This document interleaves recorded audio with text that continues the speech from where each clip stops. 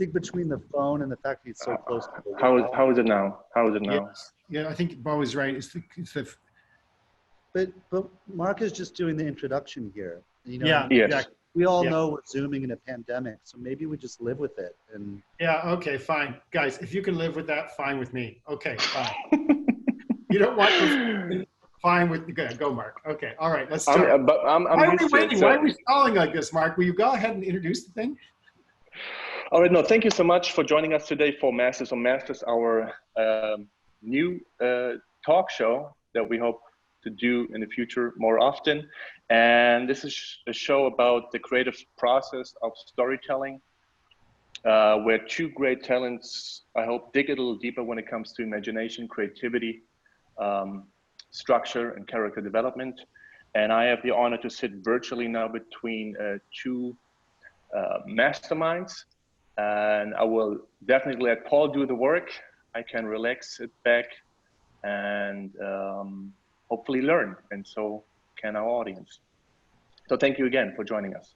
And the next 45 minutes or so belong to both of you. Thank you. Thank you for doing this, Mark. When you, this originally began when you asked me if I could contact Beau because we wanted to honor him. You wanted to honor him at the Berlin TV Series Festival. And that was what was supposed to be happening this summer. As the first recipient of that very prestigious award. And you know, what happened was COVID, which changed a lot of people's plans. So we're gonna have a chat this year, and hopefully we'll get a chance to honor Beau in person next year in Berlin. That would be really lovely for us and for a lot of human beings who want to start getting together again. That would be terrific, yes. We will see. But anyways, so welcome, Beau. We're not going to introduce you. Other than the fact that you're an incredible writer and have been one whose work I've been watching for a long time. And you know, we won't get into. I mean, there's so many things we could discuss that are not about writing, but it's also your leadership of the Writers Guild of America East has been terrific, and we thank you for that service. Plus, what you've been doing, just putting yourself in the streets every week, you know, for the Black Lives Matter movement is incredibly admirable as well. So, those things we're not going to talk about unless it comes back in somehow. But I wanted to start by just saying thanks for being here, Beau. thanks for having me. Thanks, Mark, and to all of your colleagues in Berlin for organizing this. It's really great. I mean, I'm a huge admirer of your festival and certainly of Paul's. And I had the great fortune to have a few conversations along the way in this life with Paul, but never in front of a bunch of strangers online and in this sort of very focused way. So this is exciting for me, and I'm eager to jump in and start talking about art. Terrific. Well, let's start. I mean, you and I took very different paths to getting to where we are. And we had a brief conversation the other day about that. And I remember when I started following you on Instagram and I saw what I thought was just, I don't know, someone else's art that you were championing or something. You were posting these amazing pieces of art and that you had been creating on television sets and paintings, but I didn't know you'd been creating them. I honest to God thought, oh, this is your wife, or this is somebody you're promoting, but that's really what you wanted to start out to do. You wanted to be a fine artist. That's sort of how this all started for you, right? Yeah, my mom was and still is a pretty capable visual artist, and she actually wanted to go to the Cleveland Art Institute when she graduated from high school. Didn't have the money to pay for it.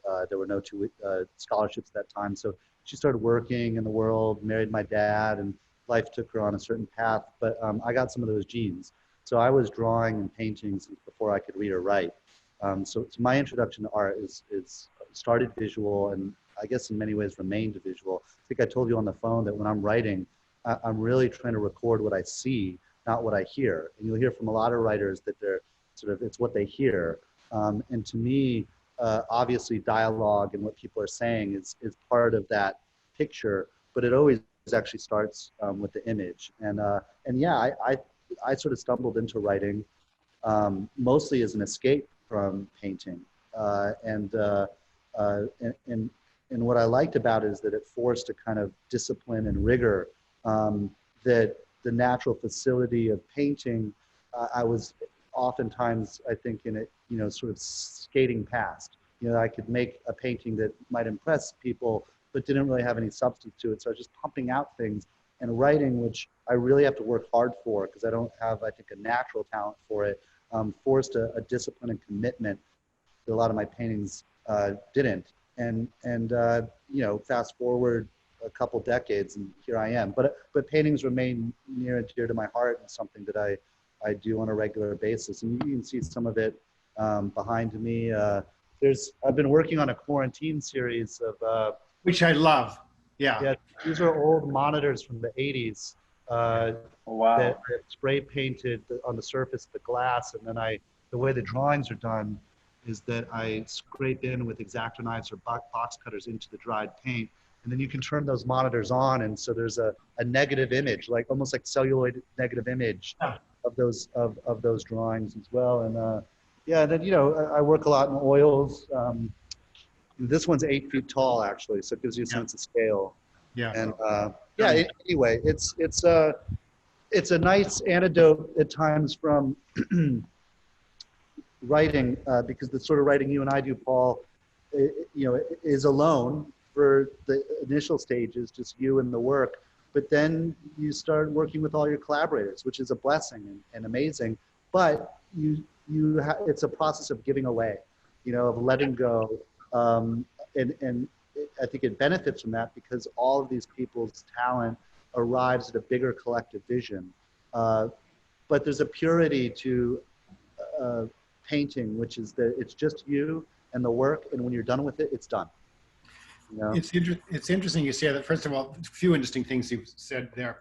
One, the fact that early on, at least, you didn't value in some way your natural gifts as much as you valued those that were harder won and harder earned. So painting, as you said, you could just knock out something and impress, while writing, you had to really work very, very hard to get to that same level. So you valued it more, which is interesting what we say about humans in that way, because it is a very human thing. And now, of course, that you see the collaborative effort that, as you very nicely put it, you know, is really a wonderful experience. Everybody coming together to make a whole. But at the same time, when you aren't all on the same page, so to speak, it can be just one of the worst things ever when you're working with a director or a producer or someone else who just sees things totally different than you do. It can be incredibly frustrating, which might make you now appreciate your canvases more, because you can only have to argue with the tube of paint and the canvas. It was fascinating also, you talked about the way you see things, and most writers, you're right. I tend to see something and write it down. If my characters are walking around, they're walking around, and they're walking around in a set, and there's a face on that character, and that character is saying things or leaving the room, and if I want him or her to come back in the room, I have to sort of force them to come back and ask them questions and things. It is very visual for me, as much as it also, you know, I have to structure, etc.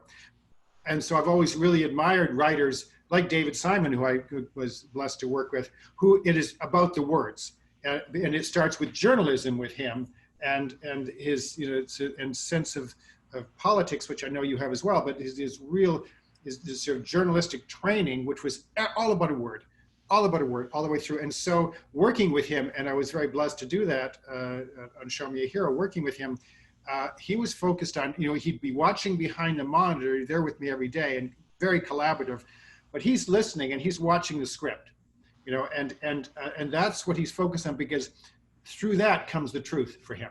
Yeah, see, I'm the opposite. I watch the monitor, or Yeah. I even look past the monitor at the actors directly as though they're on a stage. You know, and I started out on the writing side in the theater, and one of my well, my first real teacher was the great Cuban American playwright Eduardo Machado, and he had been a protege of Maria Irene Fornes, who who approach things more almost like from an actor standpoint. You know, like So where was this? in New York. This was for when I was in grad school. As an undergrad, I studied visual arts and history, and I only took one film class ever with Annette Insdorf about it was the her course on the French New Wave.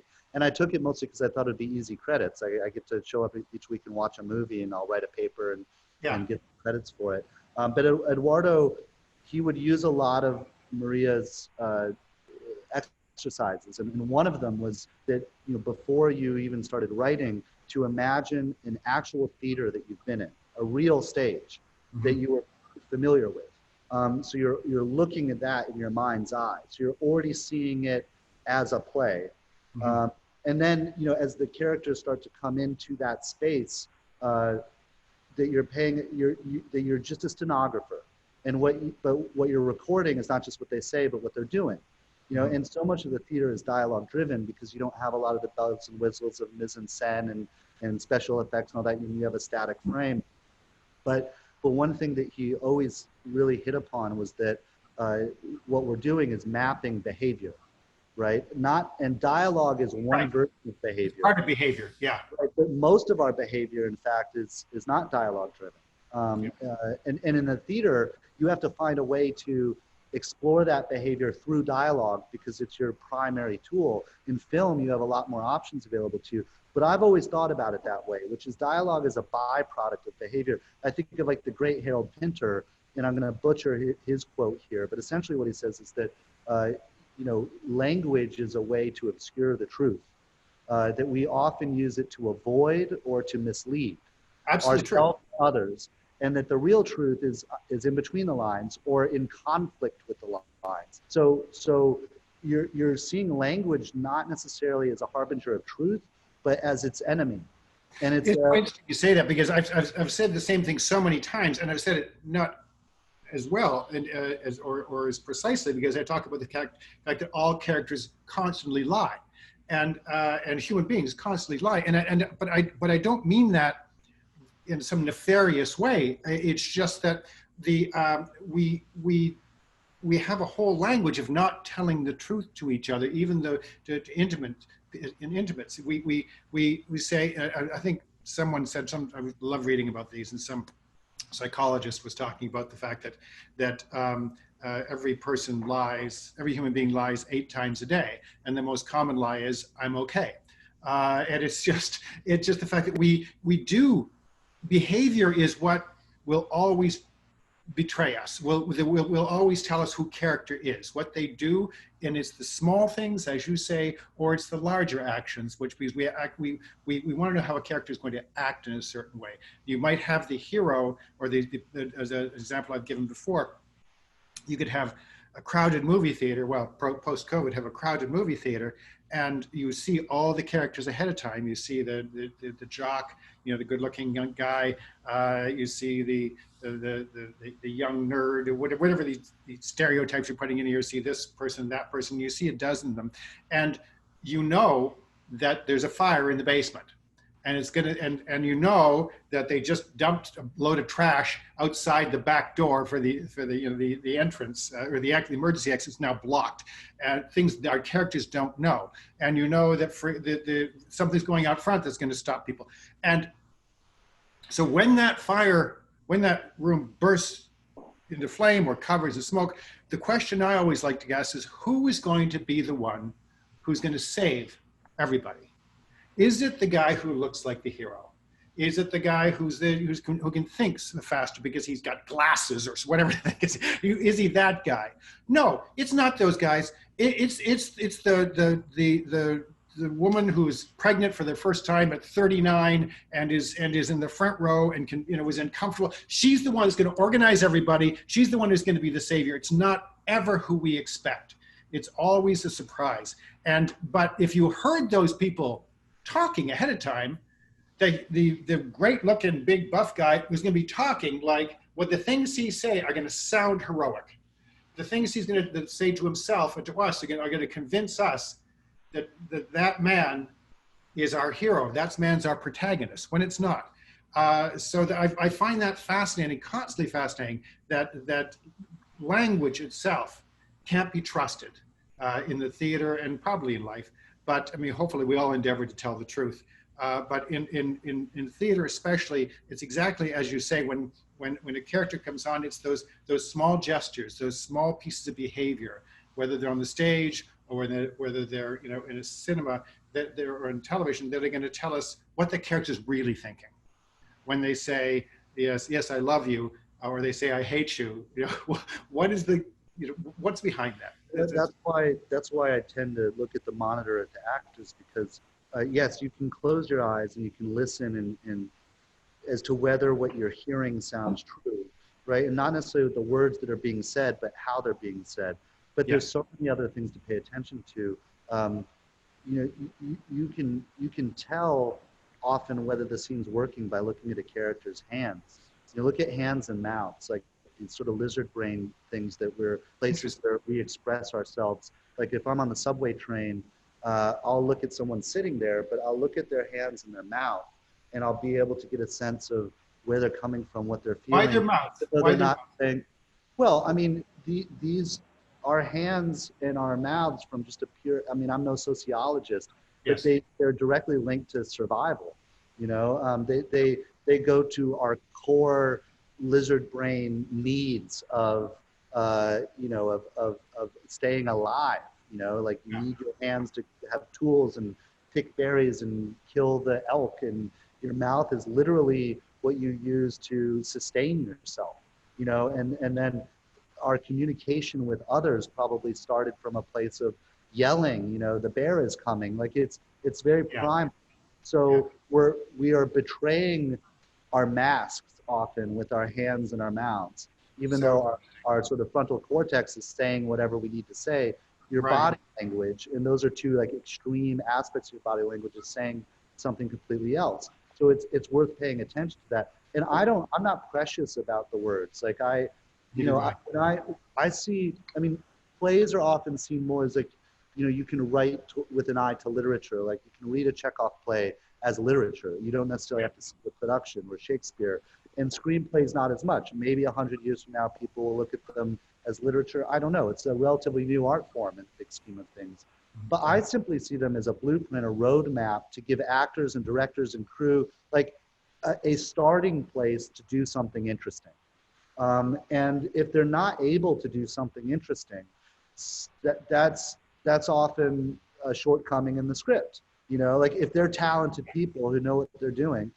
So then if you're watching, you might pick up on something or see something that you adjust the text, or you go, you know what, I don't need those 3 lines. Their body is saying it all for me, and that's more interesting. It's so great when an actor does that. I've had that experience with, I remember Charlize in The Valley of Ella, had come to me on several points and go, Paul, this dialogue, really good. I don't need it. I really don't need it. Let me do it with a look. Yeah, and I go, sure. She would do more in that one look. Sorry, go ahead. Actors of the stars like want more lines, but actually the best ones want fewer lines. Yeah. They want the fewest words, and they're going to do the most with the fewest words. And she would. You can do that particularly on film because you have that close up. Unlike the theater, where you often need those lines because someone's sitting, 100 yards away, and needs to hear, and that goes back to the Greeks, where they barely moved at all, and it was all language because you're trying to reach 40,000 people outdoors while the birds are chirping, and they can't. You're this small to them, so it was all the voice. So as we've moved towards cinema, I think we've found a lot of new strategies to be able to track and map this behavior. And Fincher said something to me interesting, which I remind myself all the time, which is this basic equation that drama is behavior over time. What we're seeing is how someone's behavior changes over time, and that's the story, that's the journey, that's the arc. And that's interesting. What makes for interesting drama is when you expose all of these sort of contradictory behaviors within someone over time. But what I always start with is I'm starting to develop a story is, what is my character's need? What is the thing they need more than anything in the world? And it's not like they need a job or they need a divorce or they need $50,000 by Friday or the mob's going to kill them. It's deeper needs, like they need validation or they need love or they need peace or they need forgiveness. And if that's their one truth, there's a lot of different ways to skin that cat. You could be someone who needs validation, right? And you have a bunch of, you know, bad apple friends who want you to shoot up that heroin, right? And in that milieu, your validation comes from like, yeah, let's go on this path together and like do these drugs and get high, and you're validated in that environment. But because of your addiction, that starts really fucking up your home life, and you lose your spouse, and your children disown you. And as a result of that, the validation you're so desperately seeking as you know, a responsible and loving family member goes away. So in one strategy to seek validation, you actually destroy your actual path to validation. And then you're like, okay, I got to kick the habit because I need to get my kids and my spouse back, right? It's so interesting. There's so many ways. So, I mean, just to finish the thought, like the need remains constant, but the behavior over time, and therefore the drama, changes as one runs into internal and external conflicts of trying to fulfill that need. And then, of course, as you add more characters, each of them have their own needs. And those needs are often in conflict with one another. You know, but I always, if all tributaries lead back to the basic fundamental need of that character, then you start to get into all the complexities and contradictory natures of human behavior. How did you discover that truth? That goes back to Eduardo as well, which is he would literally do exercise, and this came from the great Maria Arlen Fornes, you know, very much about getting in your body. Think of what your character's need is, and then actually find the place in their body where that lives. Is it in their neck? You know, is it in their spleen? Is it in their knee? And then travel into the blood vessels and the sinew and the molecular structure of where that's actually living, and then put it in your body. This sounds very like New Age or whatever, but no, it's a way to get into your physical body. And I think that's so important. So much of bad writing, and I'm guilty of this all the time, is cerebral. If you're trying to like move the Jenga pieces around and I need to get from A to B to C, when actually so much of our lives are driven by our body and sort of the fact that right now I have the air conditioner on in here because it's a hot day and I'm worried whether my sound is messed up. So then I'm projecting more, right? Which is just very superficial. This doesn't get to whatever my fundamental need is, but already I'm beginning to map like, what does this scene look like for me? Yeah. Right? Now, when I'm really stuck in a scene, I'm not sure what to do, I'll often go to very simple things. Like, did the person just eat or have they not eaten today? Is it cold or is it hot? You know, do they actually have like a chronic pain somewhere? You know, and they're looking, even trying to find the right chair in the room as they're sitting down to the meeting might be an interesting little bit of flavor that like completely changes the dynamics of the geography of that meeting. So I'll if I'm stuck, I'll just go to the body and say, what does that offer me? You know? And do you tie that back to their need, or you just say, you know what, it's hot? Well, it's, you know, this starts to become second nature, this sort of thinking. So, you know, the person who needs validation, I might have decided also has a knee problem, right? And when she is standing up, her knee really bothers her, right? And so, you know, this person might be going to visit, I'm just making this up right now, but might be visiting their sponsor on their path to recovery. And they decide to meet in a park. And there's only one bench, and there's an old lady sitting there feeding the pigeons. And my character desperately wants to sit down because her knee is bothering her.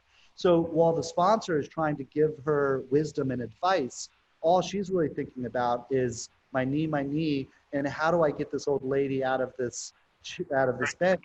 And these pigeons are driving me crazy. And now, because I'm frustrated because I can't actually achieve what I'm trying to do right now, which is fulfill my need, get advice from my sponsor on how to be on a path to recovery, I find myself getting angry and frustrated, and I lash out at this old lady.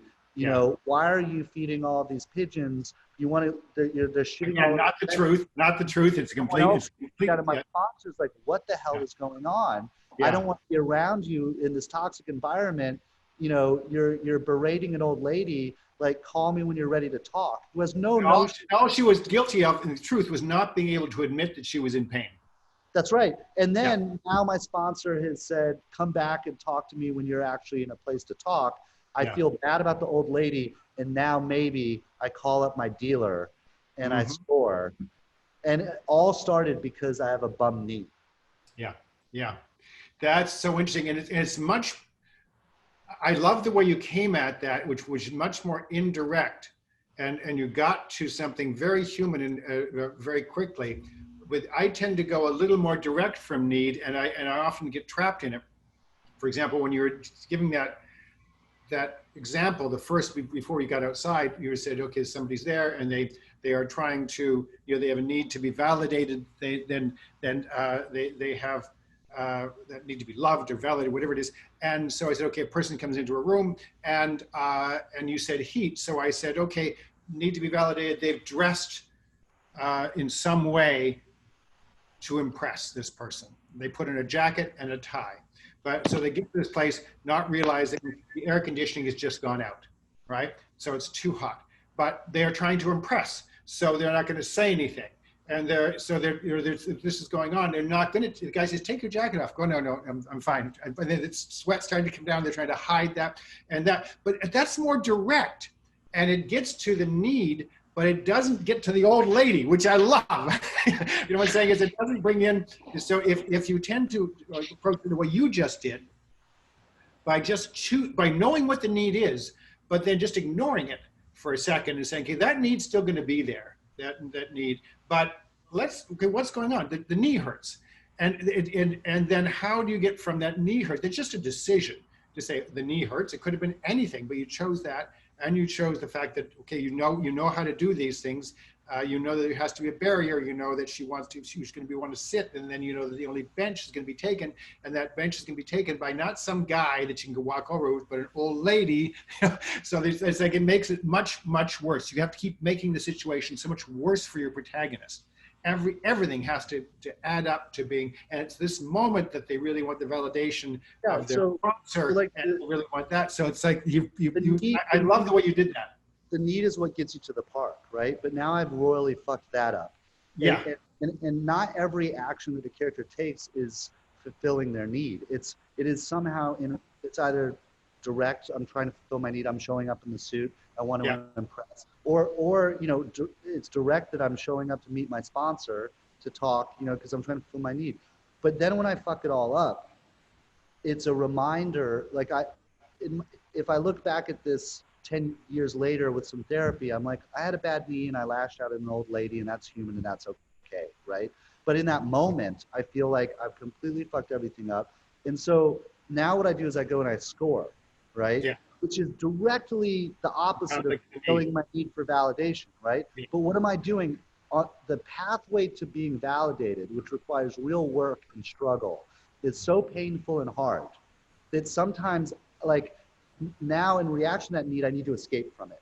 Like, it's too present. It's too hard. So now I'm going to try to erase it for the few hours. Exactly. Yeah. But it's all in reaction. It's all orbiting around this central need. And of course, people have multiple needs, and needs change and evolve over time. And you don't want to be too reductive, but it's a great place to start. And then typically when I rewrite, I go through all the scenes with my major characters, and I say, in what way am I pushing the story of their need forward in this scene? Yeah. And not every single scene does that. Sometimes they're more of a supporting role, and we're really focusing on someone else's need. But in the best scenes, you have several characters whose needs are all present and in conflict with one another, and everyone is right. Yeah, always. That's the best. That's your villain. That's what I love about villains. The various is finding a way to make your antagonist completely right about everything. And that doesn't matter. I mean, the hardest one I had to do was in a television show, and it was a law show, and I decided the episode that week, it was a family law. They were in fact representing a man whose wife was alcoholic, clearly disturbed, and it was a custody battle between this guy who looked like a pretty darn good guy, and this and this wife who was just kind of wacko, and they had a young daughter, and they were fighting over this 13 or 14-year-old daughter's custody. And so what I decided to do was say, okay, I'm going to make him a pedophile, and no one knows. He's molesting his daughter, and nobody knows. And so I'm going to give my problem to my protagonist. At some point, he confesses. Okay, your problem is she can't betray the trust. She cannot just go to the police and go, I'm sorry, I've got a guy who's abusing his daughter. If he was about to do so, but he's saying, no, I'll never do it again, lying, of course, that's a crime that's about to be committed, but a crime that he has committed, she's stuck. There's nothing she can do. She has to continue to fight for custody for a guy that she pretty much knows is going to, even though he swears he's not going to, is going to abuse that woman, that girl in the future, and that girl won't say anything to support the fact, and so there's no way you can get this out. So that's a great start. The trouble, I had to then take myself, I had to put myself, which is the weirdest thing I ever did, put myself into the mind of a pedophile and say, okay, how is that right? How is my lifestyle, what I do, my actions, how is that right? How is that a gift? And it's like, it's so creepy to put yourself into these situations and into that head and go, because every person believes they are right. Every person in their mind, no matter how villainous, no matter how heinous, believes they're right. And the more you can prove that point, the more villainous those characters become. Yeah, the more you objectify them, the less real they are, and therefore the easier to judge them. It makes the drama that much weaker. So in doing that, I mean, that was really the worst thing I ever had to do as a writer. Yeah, I think it's important to draw a distinction, though, that it's in saying everyone is right. It doesn't mean that someone who's doing monstrous things is objectively right. And of course, one of the you have to have the point of view of the show, the point of view of the viewer. But the point of view of the character is one that in that Hitler, whatever it is, obviously, whoever it is, that moment can justify that heinous behavior. Yeah, well, and that person who's doing those things might not even think what they're doing is right. They may be conflicted. They may not. But really, I guess what I meant that everyone is right is that everyone is, and this comes back to the need. Whatever that need is that person is trying to fulfill, someone could be someone needs love, right? Now, the way that two different people are trying to fulfill the need for love, one can be saintly and the other can be monstrous. But if need is genuine and true, then that means the behavior is genuine and true, as monstrous as it may be. And in that respect, I guess you could say the character is right. Not right ethically, not right morally, but insofar as legally, nothing. No, it's just in their head that the behavior is true, and the tragedy is that oftentimes people in fiction and in real life are trying to fulfill their needs in ways that do incredible damage and harm to themselves. That's exactly right. And if we can understand that, and that's the one thing you give me, if we can understand the character's motivation and their pure motivation, which then has caused them through whatever imbalances in their mind or in their character or in their sort of ethical or moral morass of a world in which they think that's okay. If they are acting out through that, but if we can get back and say, what is the truth of their need? Then we can understand that person. We should still judge them. We should still say, oh my God, that's monstrous and that person needs to be killed, stopped, whatever, because that makes us active as audience, and it also makes us human beings. But it makes the drama that much richer to understand which each of those people, and that's whether they're all sitting around trying to give somebody advice about what to do, about whether they should go back to the 12-step program or they should forget, whatever, just advice about that, because it all comes from their point of view, or it's about, you've got your villain and your superhero, and you have to be engaged in both those things, and the more you can take that villain and that hero and see what their true needs are that are driving them to be in conflict, the richer the drama. But it sometimes does take a toll on the writer. Well, I wanted to ask you, when we spoke a little while ago, I actually wasn't aware of this, and I was fascinated to hear it. So moving from drama to comedy for a moment, although, you know, all comedy is drama and all drama is comedy. You started out in the sitcom world, three Yeah. camera, one set, like, which I find so intimidating because I think I described it to you on the phone. Like I see it as a haiku or a sonnet. There's all these rules. You've got like a rigid 22 minutes. Usually there's like an emphasis on trying to have a joke every 3 lines. You know you have this very confined space, and here's your set of characters. You might be able to introduce a guest appearance or two, but it's you have so few tools available to you, which all can be, I think, you know, probably really hard, but also liberating in some ways because sort of. And I'm just curious what that experience was like for you, and maybe how it's found its way into some of your later writing. I did love it is because I did come from theater originally, not the way you did. I didn't go, I barely made it through high school. I started writing, I was drawing little comic strips and things and reading characters. When I was quite young, I couldn't draw, but I would do them because I loved Mad Magazine and those kinds of things when I was a kid.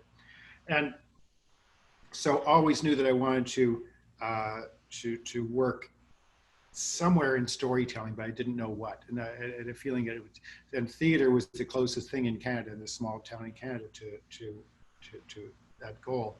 And so I wrote some of the worst plays and reviews and things ever to beat on a stage, not just in Canada, but any place in the world. And that's just not my opinion. I'm not being humble. I have reviews to back that up. And so was basically thrown out of the country for that, or at least they didn't argue when I left Canada for Hollywood, and then stumbled my way. You know, I was very young. I was 22. I knew nobody. I was married, and we had a baby like just a year after we got there. We both came down from Canada, and I was working and trying to, with knowing nobody, trying to break my way into this business.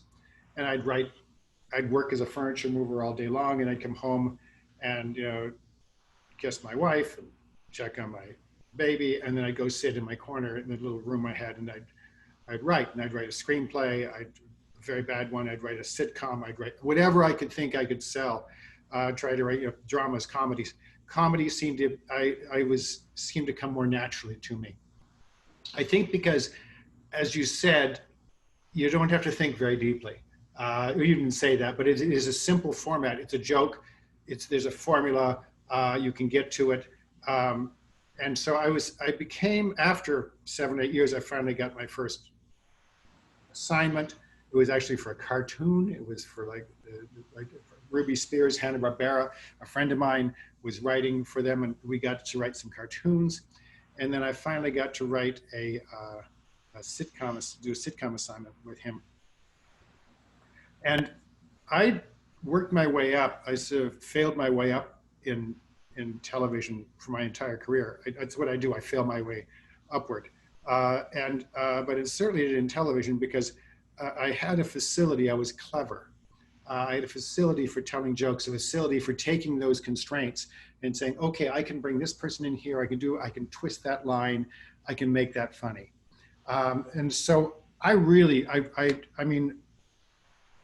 worked on several situation comedies until I worked my way up to executive producer after 7 or 8 years, and then was fired within the first 2 episodes because I couldn't deal with the politics of dealing with network executives and, you know, giving me contradictory notes, and I wasn't mature enough to know how to listen, to nod, go, okay, I'm going to think about that. I'd sort of point out that they made no sense. That didn't fly. I didn't learn for a while how to take notes, and I have learned now, and there's a really good way to do it.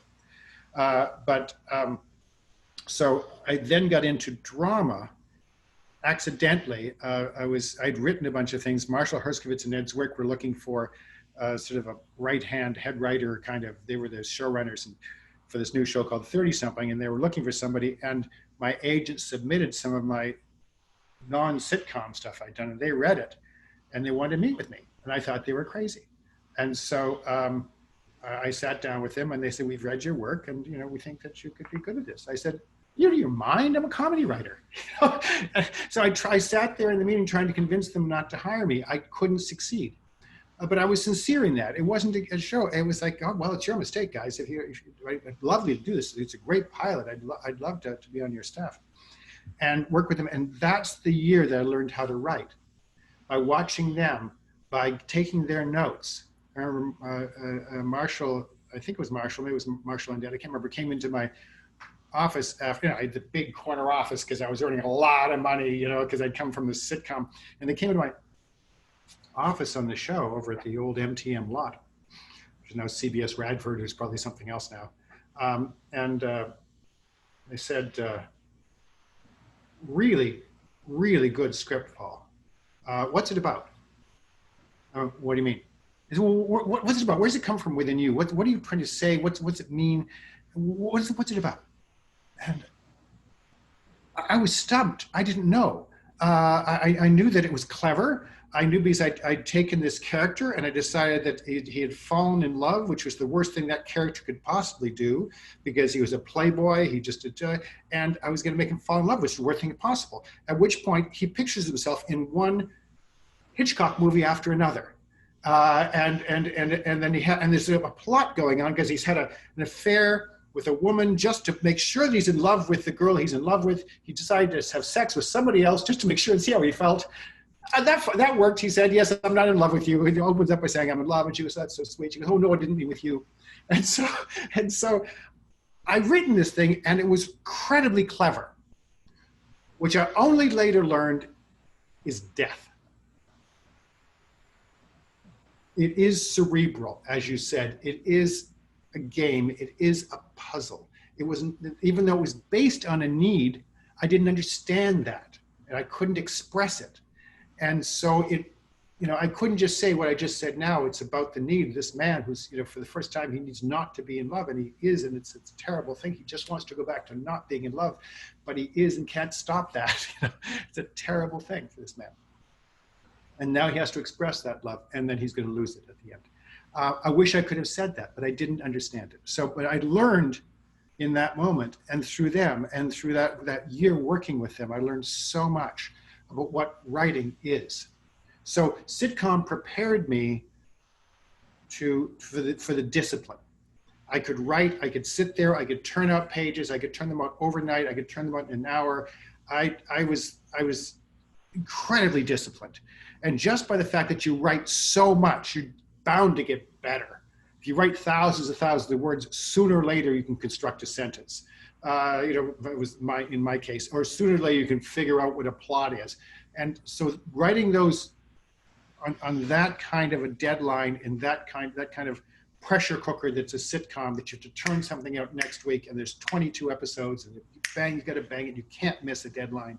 That really, really helped. And then also watching in the booth that week as the director would call the shots live and move the cameras, and just being able to sit behind the director as the writers did, because Norman allowed the writers to come in and do that. Even if you were the most junior writer, you could sit in the back and watch it and watch what worked and what didn't. And that I learned, oh, that's why he's got the camera over here, and that's how he's moving it. And John Boab was the director there, a very skilled director, and made it look very, very easy. And that was my introduction to blocking. And that was really wonderful. But yeah, I can't say I learned how to write during there. I learned discipline, and only started to get the idea of what writing was in my mid-30s, when I was able to start ask real questions like you're asking now about characters. I know what my question for you is when you were moving from theater, at that point, when you started to think, it was probably when you adapted your play to a screenplay. What did you find the hardest in that journey from theater to screen? Well, there were a lot of things. I mean, I was terrified because I didn't even own Final Draft. I wrote everything in Word before that. I had not been a student of screenplays, so I hadn't read very many of them. I didn't know what they looked like. I didn't know the lingo. I mean, I think a lot of the things that intimidate people that are getting into screenwriting, whenever they choose to do it, of just the superficial craftsmanship of what the page even looks like is a scary thing. And then there was the monumentality of 100 scenes. You know, I mean, any play I had written before, prior to that, maybe in 2 acts, I might have 10 or 15 scenes total. And sometimes it was just act 1 and act 2, you know, that's it. There were no scenes. And so that felt like really big and insurmountable. And, you know, I didn't really outline my plays. I would Really? sort of not outline a play the way I might outline a TV show or a film. I would have a general sense of what the overall structure might be. But because it's so few scenes, I mean, it's almost like you can keep it all in your head. And then so much of it is, you know, you're writing a 20-minute scene, you're just sort of diving in and seeing where it takes you. So I had a lot of insecurity about it. I felt like I just wasn't equipped to do something that big, and yet I was going to give it a go. What I found, though, and the reason why I've so often hired playwrights on the shows that I do, is that that stuff that you're intimidated by is you know, the architecture of it all is the easiest part in a way. The hardest thing to do is to make a scene live. And because playwrights don't have all the bells and whistles, because they have to tell the whole story in 7 scenes on one set with 4 characters. Structuring a 20-minute scene on stage is way harder than structuring 15 scenes in a movie. Because in a movie, when you know, I'll just cut it out to the next thing. I'll just, you know, use the sort of Bill Goldman rule, get in as late as possible and out as early as possible. On stage, you can't do that. Like, I mean, you could have a play that has 90 scenes, but actually the good stuff is when you keep the scene going. What can, and then what can. O'Neill is a great example of that, or Tennessee Williams, which just, it keeps going. Like in a film, you would have ended that scene 15 times already, and yet take it farther and take it farther and take it farther. Ratcheted. So it's a much more kind of complex form of structuring that is entirely focused on human behavior. And so much of screenwriting from writers that are first starting out for film or television is paying so much attention to the visuals, right? Which, as opposed to behavior, right? This angle, and they might be cinephiles even, and think of their favorite shot from 8.5, and you know, and the camera swoops down, or they're going to easy sort of tropes in terms of what you're seeing on an actor's face and describing it, as opposed to how am I actually like justifying that behavior in the scene. And so a playwright then goes, oh great, like I actually am starting from the place of character, and now I have all these other tools available to me, you know? Whereas a screenwriter who's only done that and never written the theater, when they try to write a play, I think it's way harder because they just don't, I mean, they've never written a 20-minute scene. You know, that like, and so that's one of the hardest things I find is getting in and loving your characters and loving the dialogue and knowing, I mean, in television, I'd written so many 5-6-page scenes. I remember writing a 3-page monologue and for a character who was sitting and who didn't move and was telling a story. And it's just this fabulous story this person has to tell, which is so important, so impactful, so emotional. But he's sitting in a confessional and just telling the priest and of this great love that he had to go and he found love, the only way to fall in love, and he has to go arrest her and you know and this epic, and then she's turning up again. And I got to the end of it, and my friends, the other producer says, you can't do that, Paul. You can't do a 3-page monologue. You can't. And I went, yeah, no, but I think I'm gonna. And so I did, because I'm the showrunner, I'm the creator, so I'm just gonna do it. And it was great, but they tell you can't do it, especially in film. If you're working with a director, he's gonna go, Paul, that's gonna be really, really dull.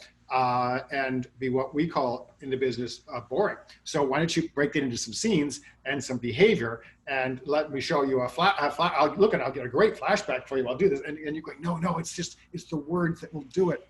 It's much more precious. Well, I mean, of course, exceptions to every rule. I mean, look at My Dinner with Andre, fascinating. Two guys sitting at the table, or look at the film Hunger, where you have a 20-minute scene with between one of the political prisoners and the priest, and it's a slow push for 20 minutes, and then only cuts away to close-ups in the last minute, but it's just one scene, and you're so even the tricks that you would use in a 3-minute monologue, we're like, well, let's get some coverage so that we can edit, and you're not typically going to do that as a one. I was one camera pushing. Well, no, I mean that's the boldest way.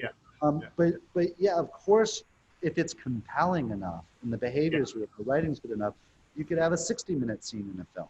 Anything is possible. But screen time moves really fast. It tends to be more of a visual medium.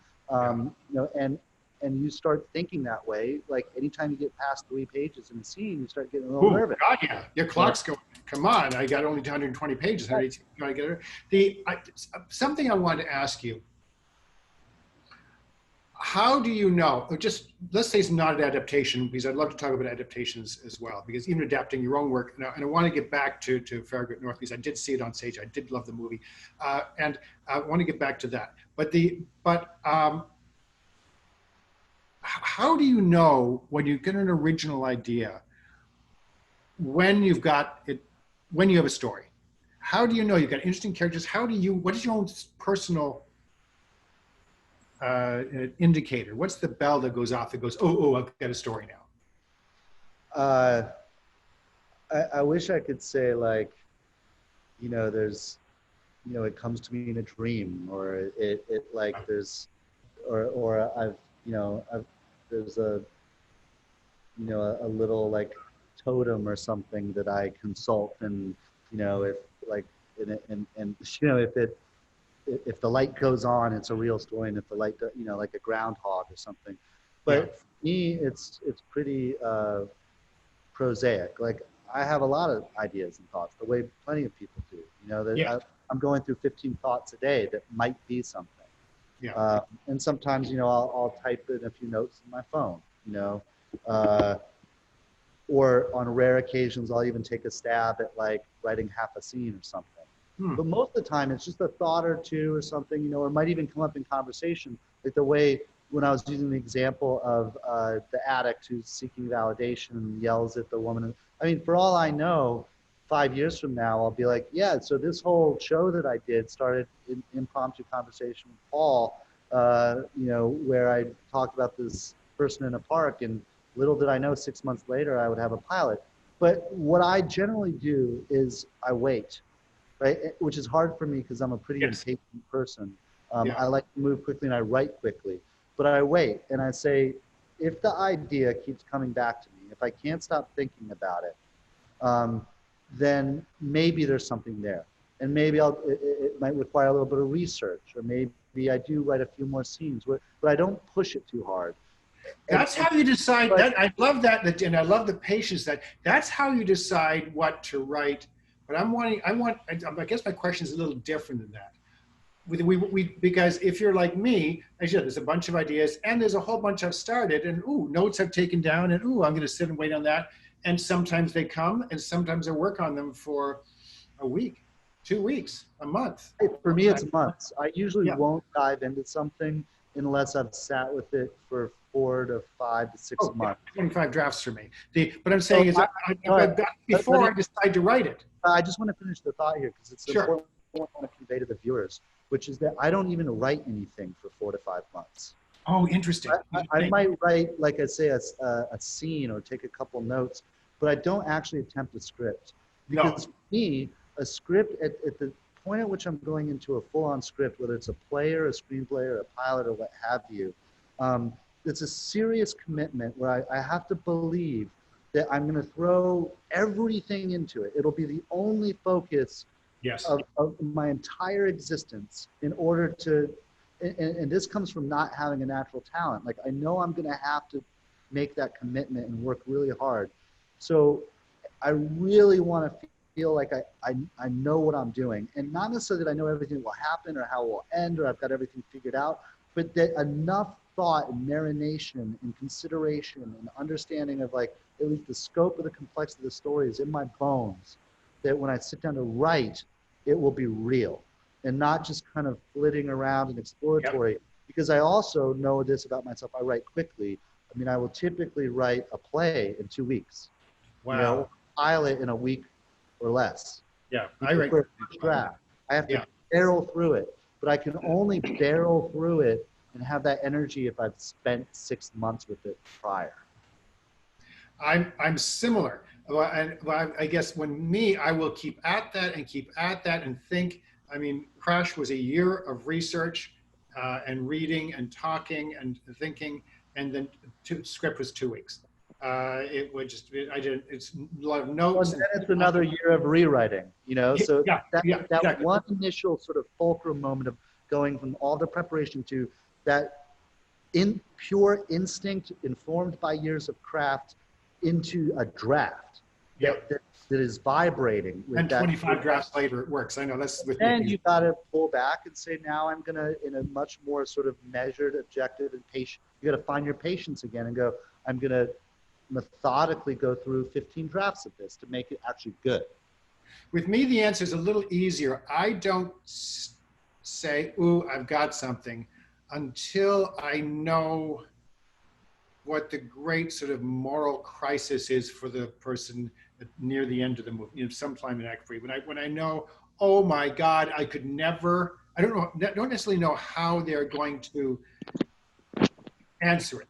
I don't know if they're going to win or lose. I don't know if they are going to come up victorious. But I know that there's a question near the end of the movie somewhere that I cannot answer.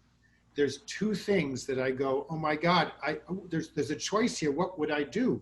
And it's something that fascinates me, and is in fact and haunts me.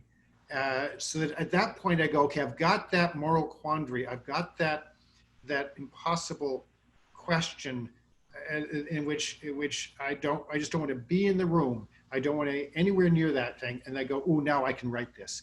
Now I want to write this, rather.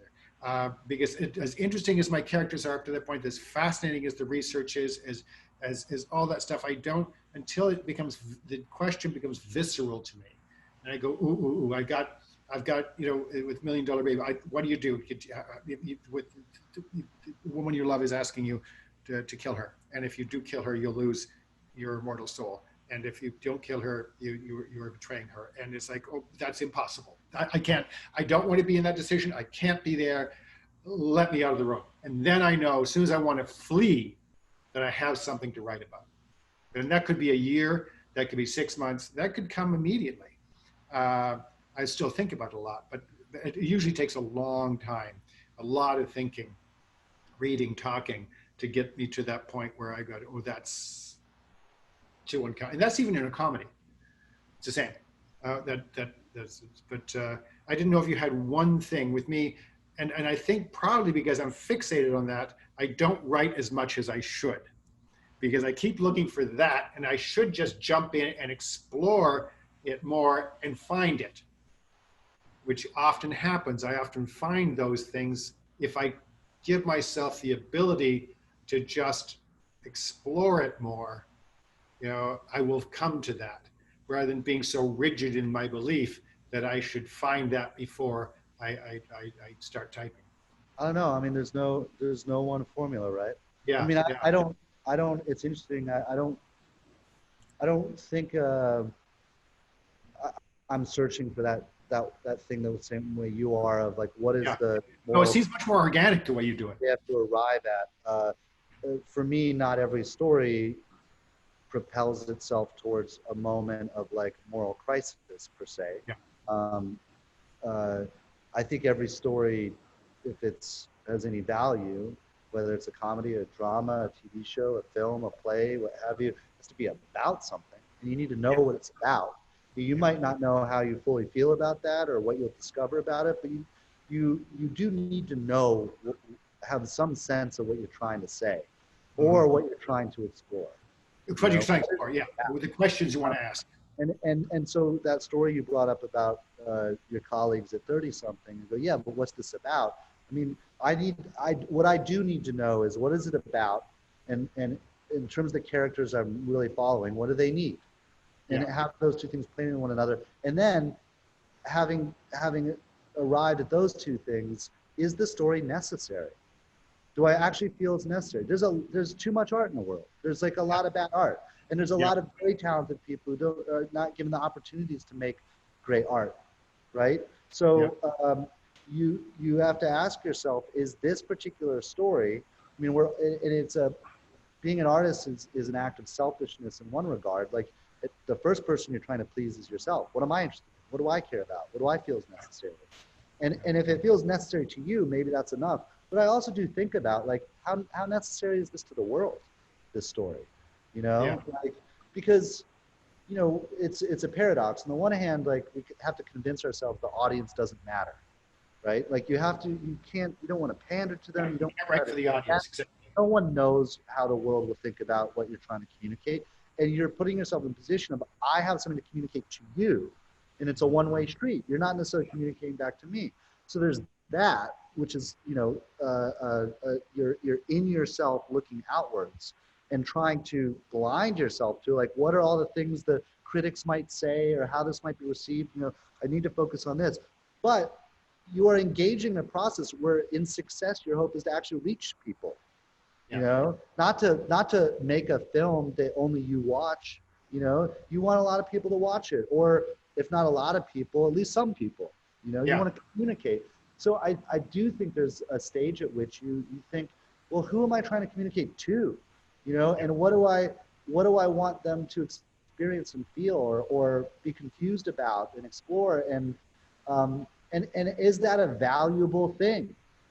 Yeah, that was my first film, was the questions I kept asking that I couldn't answer myself. And I didn't have the moral crisis. I didn't have that. I just had a gnawing question that I couldn't answer myself. And so I explored that through every single character. Is that what is that? And so what's it about? That question became, you know, the most important thing. I had no answers. I didn't know how to answer these questions, you know, any of these questions, because they were things that haunted me. I didn't know about myself and therefore others. Can we get back to the Ides of March for a second? Because when you were talking about, you have your play, and which I had seen, and I just when you then, but after seeing your film, which is, I guess, I don't know if this is going to be a compliment or not. After seeing it, I can't remember the play, because it created entirely, the world was one which seems so specifically a film, even though, and which is a very rare thing in coming from a play. You know, how did you do that? How did you completely think it? I mean, first of all, most of the credit goes to George Clooney for everything having to do with that film. And that goes from the script to casting it, to financing it, to directing it, to producing it. That film would not have been made if it wasn't for him. Yeah. And there are 3 names for the script. It's written not just by me, but also by George and his producing partner, Grant Heslov. And a lot of the work you're seeing, I would say the lion's share of the work you're seeing on the screen in terms of new material is theirs. The way that process worked is I worked on a couple of drafts adapting the play, and they were kind of exploratory and trying different things, and then arrived at, okay, here's a version of it. And then they took that draft and they went to work and made a ton of changes, and some stuff threw out wholesale. And then other aspects of the play that I myself had gotten rid of, they brought back in word for word from the play itself. So it wasn't like a process where the 3 of us were sitting in a room breaking story and then divvying up who's writing that scene or taking passes. It was in stages, you know, and George knew he was going to direct the film. So he was crafting the screenplay towards what he intended to direct. So, you know, I mean, one of the things about the play is that, you know, the story, which always focused on Stephen Morris, In New York, that was John Gallagher Jr. on the stage at the Atlantic Theater Company, and in LA at the Geffen, it was Chris Pine, who just before or as he was getting super famous from Star Trek. In the movie, it's Ryan Gosling. That was the protagonist always. And the one thing that I always knew that George and Grant were going to do, and we talked about this beforehand, and why I felt comfortable completely like placing this in their hands, is that this was a story about the moment someone turns into a monster, which doesn't happen overnight, but happens in gradations. And so you have this young man who has more power at his fingertips than he probably is prepared for emotionally or in terms of maturity, who's super smart and capable, who is no saint, is not an innocent person coming into the movie, but it's still probably a little bit more on the idealistic side of the spectrum than on the completely self-serving side. And what is that moment in which he crosses over? And so the whole story is, how does Jared Kushner become Jared Kushner, right? Like in a way, or there's countless examples of someone that started off one way and became another way. It's incredible. The moment that this protagonist goes over to the dark side, the movie's over or the play's over, right? So the whole play is the justification of, or the mapping of what leads up to that moment, right? And so that was always going to be the story, but in the play, you're hoping. I mean, when he gets to that, that's the question in me, as you said, when you're hoping and hoping and hoping when watching the play, and then think that she's going to get there and go, okay, no way, God, no, that's it. Mr. Smith goes to Washington. I will never do that. I'll never cross that line. And that's what the audience, that's the tension that's so beautiful in that. So that was always going to be at the core of it. Then there was significant changes in terms of story. Part of it having to do with the film is bigger, so you have more characters. The entire play was 7 scenes set in like 3 locations. And like the governor, which is the role that Clooney played in the movie, never appeared on stage. I mean, the governor was just spoken about. This was very behind the scenes.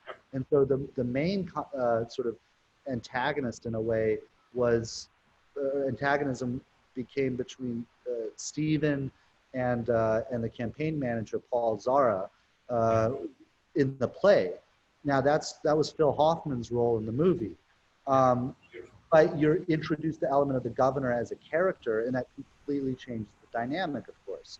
And then there's also, I don't believe that this, like the whole 3-act structure for movies, like, that's taught in a lot of schools, like in First and Second Incident by Page of Them, the 3-act structure.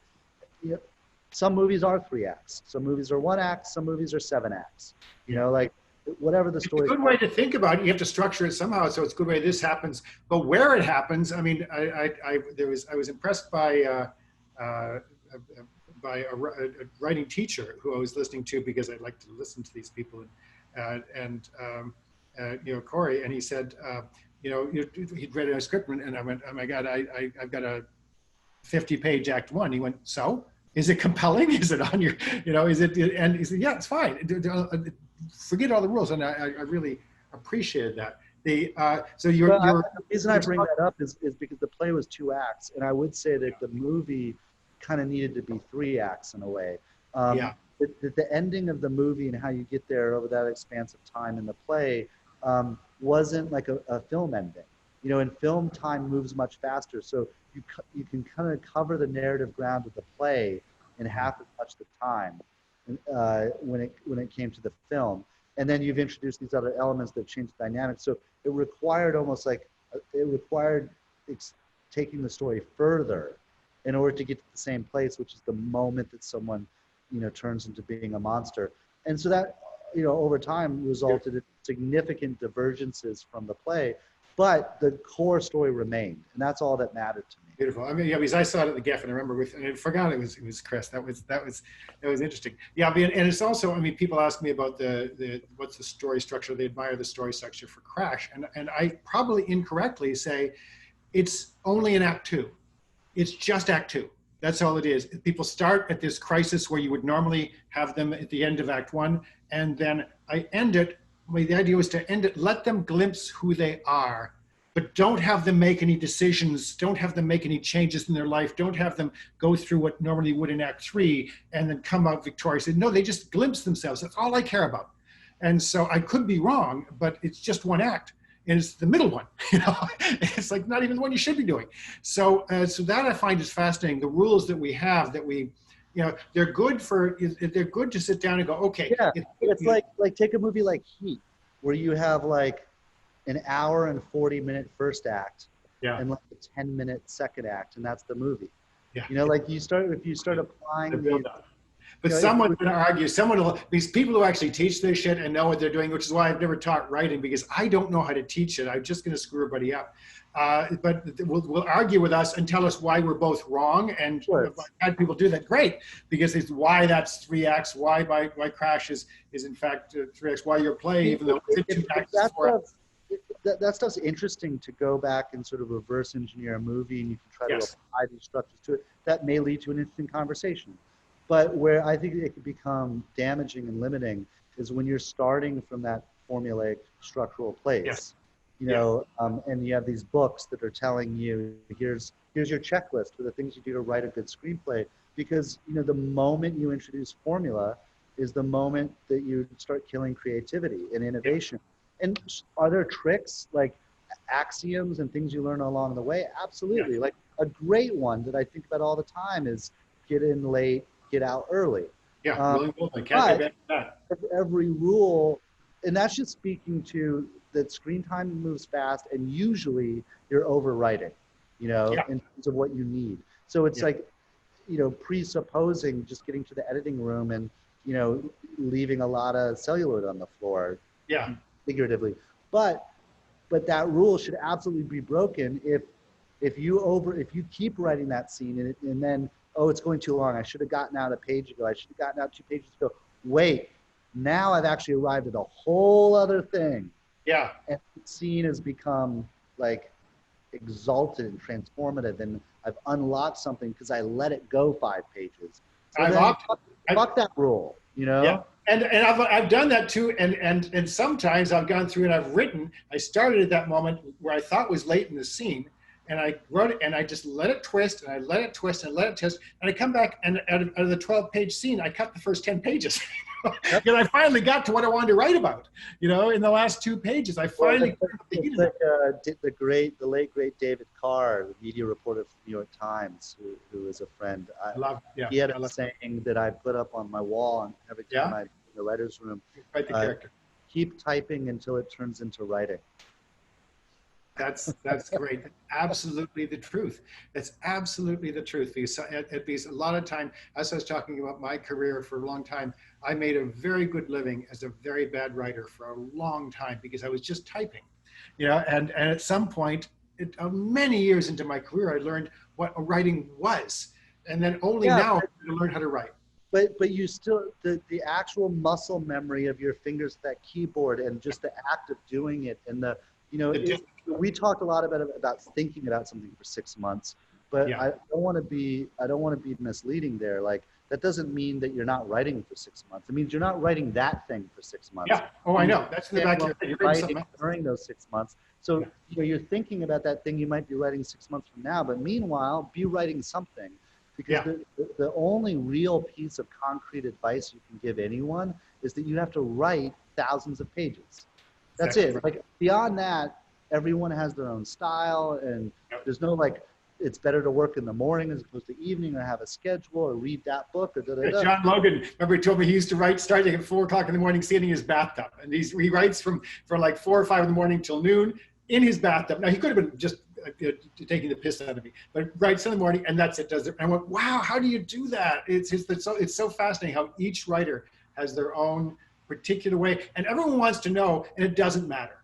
It doesn't matter what works for you or works for me. It's just what works for that individual person. Maybe they start at midnight and they work till 6. But I used to do that a lot when I was because I have found generally what's true of all of the writers that, you know, are good and have accomplished something is that whether it was in the tub or sitting on a subway train or with their, you know, particular type of 1957 typewriter, or someone who's doing it by longhand, or someone who needs to smoke a joint, first, whatever.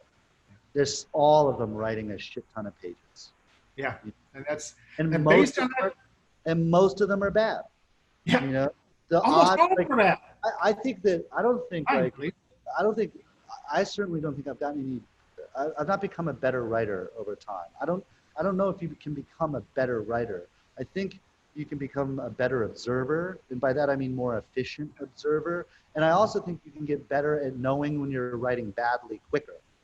So you become a little more efficient. Like your muscle of self-reflection in a way that is able to push self-loathing over here and push overinflated ego over here and say, okay, let me look at this thing. Is it good or bad? This is pretty bad. I need to toss it. I need to start it over, or it's not worth my time, or I'll come back to it in 2 weeks. I think you get better at that. So it makes it seem like you're writing better, because maybe the ratio of bad pages to good pages is a little bit smaller. Yeah, exactly. But that's it. That just comes from doing it constantly. Yeah, and I think I once said this, that I realized I was a pretty decent writer when about 40% of my work on a page was pretty damn good, pretty compelling. 40? I call bullshit. There's no 40. No one Sorry. bats 400, man. Okay, 10%. No, but there was a small percentage. No, I'm really, really good. So a small percentage of it was good. What the corollary is, well, that other 60, 70, 80% is bad. And you have to know that. And that's what, especially when you're on the stage, you have to know, oh yes, those were just words I was putting in to try and explain what I was talking about, but please cut them out and do them in a look, because you'll make me look so much better. To be pithy, and the fewer words, the more expression. Please, we love actors to take out our words, except when they don't know what they're doing, and then they take out the wrong words. And you go, no, that's the essence of the scene. You have to do that moment. Sorry, I know. Take out all the other words. That one you got to keep, which happens occasionally. I guess that's it. Right. Find a way to get in that chair and do it for hours. And that's the most uncomfortable thing. It's the thing we all want to escape from, is that chair, and that just sitting there. And whether it's a blank page or you've got hundreds of pages in front of you that are crappy, or great, or whatever they are. It's just so damn hard. And that discipline alone, I think, is what makes a writer. That discipline, that ability to sit there and not get up, or get up and pace and get back down, just to come back to it and just put the time in, is the difference between what makes a writer and what makes a person who wants to write. And a lot of people want to write. On that note, Paul, we've now given our writers who are watching over an hour of procrastination. I just wanted to say that. Not writing. Yeah. And maybe we should give them the opportunity. I was about to end this, and I thought, no, I'll let you. Oh, it's beautiful. Thank you so much, Beau, for your time and your insights. Thank you so much. I've learned some things. I've been taking notes, not largely about things I have to change and do and stress in my writing and stuff. So I've learned so much from you. Thank you, Beau. As have I. And Mark, thank you again. Thank you, Beau. I hope to make it out to Berlin sometime in this decade. And let's do this again. Oh, hopefully soon. It would be great to do it at the next one, next year or the next. Yeah. Thank you, Paul. Thank you so much for your time. Paul, thank you so much for initiating this, and all the best. Talk to you soon, guys. Thank you.